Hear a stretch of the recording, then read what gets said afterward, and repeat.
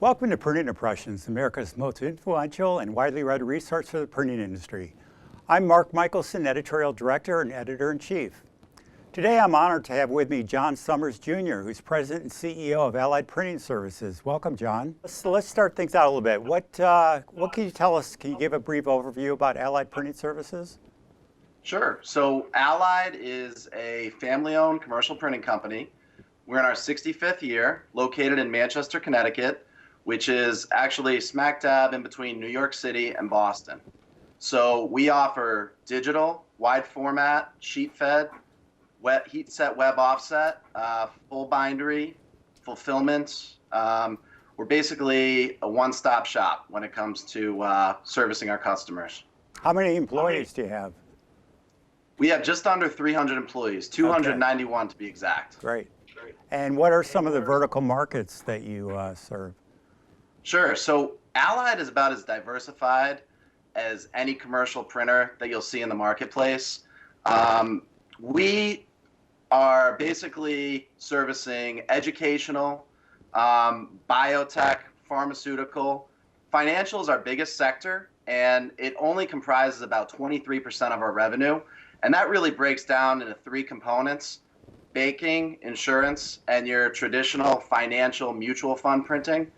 The travel industry is big for us, direct mail, retail. It really spans the whole gamut of industries, it makes it really exciting for us. We get to really be an extension of a lot of really broad client base. Well, you know, we did a cover story on you, and we had you and your father on the cover back in, I think it was May of 2013. You know, unfortunately, your father passed away that same year. And so you were thrust into a leadership role of the company really at a young age. I think you were maybe 27 years old at the time. I was 27 years old at the time. And by the way, Mark, thanks a lot. That meant a lot to us on the cover of PI. But, you know, I was actually president for 2 years prior to my father's passing. So in the last 2 years of his life, he actually served as chairman of the board. And that, working alongside him, we were actually on the same level in the organizational chart.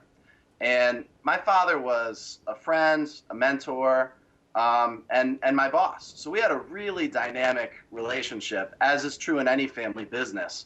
But it really helped to prepare me for, you know, moving into my current role of president and CEO and sort of doing it on my own. But, you know, with that said, he had really done a great job over his career of building a very sustainable business that was scalable, and we together had surrounded me with the right people to carry the company forward into the future. People are probably wondering, you know, those solar panels behind you. Now and I wanted to get into that a little bit later in the interview, but that's a wide format output of solar panels that you installed on your roof.